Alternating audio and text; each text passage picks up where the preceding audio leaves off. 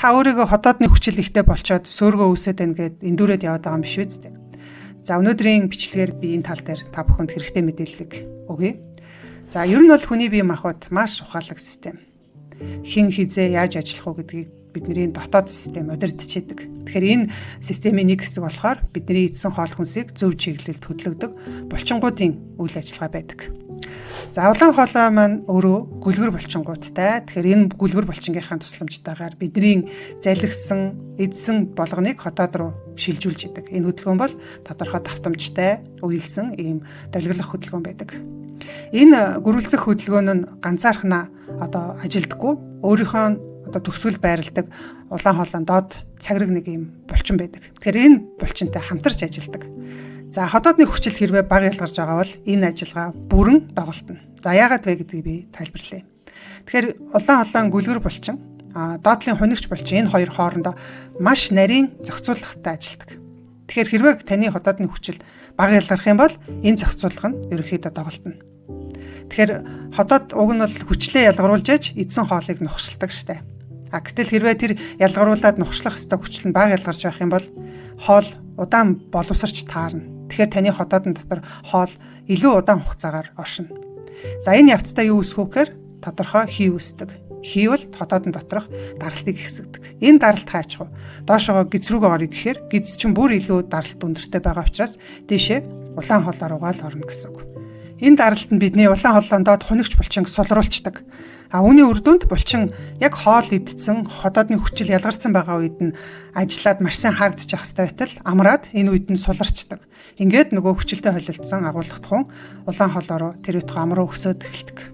За ингээд ганцхан асуудал ерөнхийдөө зогсчдаггүй. Бас нэг асуудлыг дагуулдаг. Тэрний байдгүй гэхээр хэрвээ таны хотоодны хүчил хангалттай ялгархгүй байх юм бол улаан хоолойн өөрийнх нь тэр гүлгэр булчингийн мэдрэлийн хариу урвал бол сулардаг. Ягаад тэгэхээр бидний хүчил тэр булчингуудыг хизээ идэвчих үү хизээ сулрах уу гэдгийг ерөнхийдөө зохицуулдаг юм дохиог илгээж идэг гол зочрогч нь байдаг. Гэтэл хүчлийг багасгачаар энэ дохио маш бага сул болно. Үүний үр дүнд яг үгээр булчингууд ажиллах үедээ ажиллаа хийж чадхаа болоод ерөнхийдөө тооноос нь алдагдчихдаг.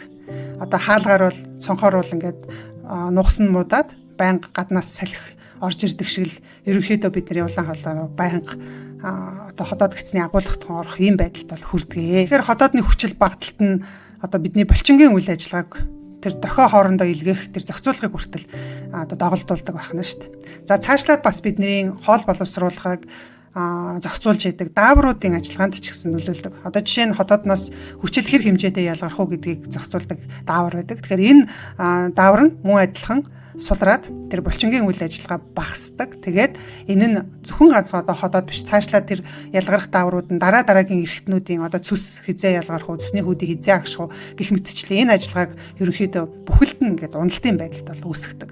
За судалгаагаар хүчил багтсан хүмүүсийн 68% нь улаан хоолойн доод булчингийн сулрал илрээд тэгээд дээр нь тэр ихэнх нь ахраг юм сөөргөтэй байсан.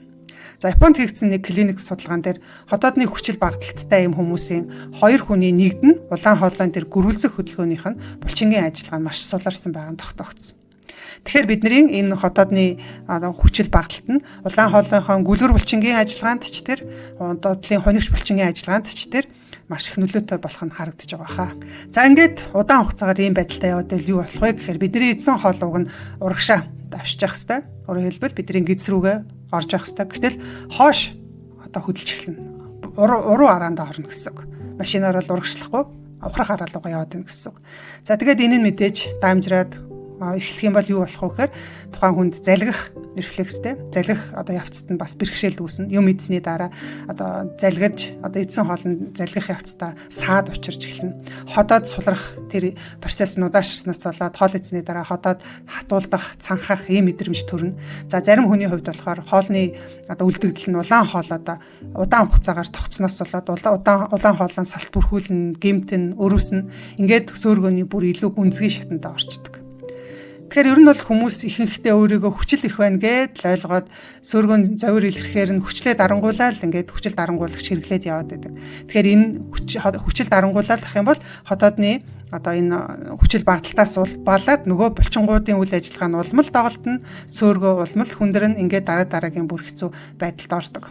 За тэгвэл ягаад эмчнэр хүчил дарангуулах юм өгөөд идэг вэ гэж ингэж та бодож иж магадгүй тийм ээ. Очоод хэлэхээр эм бичээд өчтдөг штэ гэд.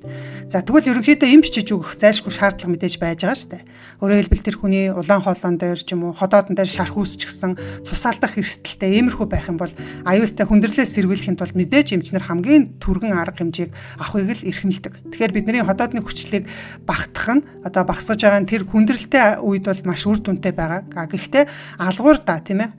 Аажмаар бол өөр бусад одоо асуудлыг бол тарьж идэг. Тэгэхээр удаан хугацаанд бол хэрглэж болохгүй байна ш. Тэгэхээр эмчнэр бол ерөнхийдөө төр зургийн шийдлийг л биднэрт ерөнхийдөө санал болгоод байгаа. Тэгэхээр тэр саналыг нь бид нэр цаашл нь өргөжлүүлээд яваад байгаа нь одоо хэрэглэгчийн хувьд бол үйлчлүүлэгчийн хувьд бол буруу болж байгаамаа. Тэгэхээр бид нэр өөрсдөө маш одоо хянамгай байж тийм ээ. Энэ нэмийг байн гоохон зөв үгүй юу? Урт хугацаанд уугаад байх нь ямар гаж нөлөө үүсгдэг вэ гэдэг бас бодолцож байх хэрэгтэй. За тэгэхээр дараагийнхаа зөвлөгөөгөөр бид нэр бас сөөргөө үүсгэхэд нөлөөлдөг бидний хийдэг олон буруу үйлдэлүүдийг ярих болно. Тэгэхээр дараагийн бичлэгээр утга уулзцгаая.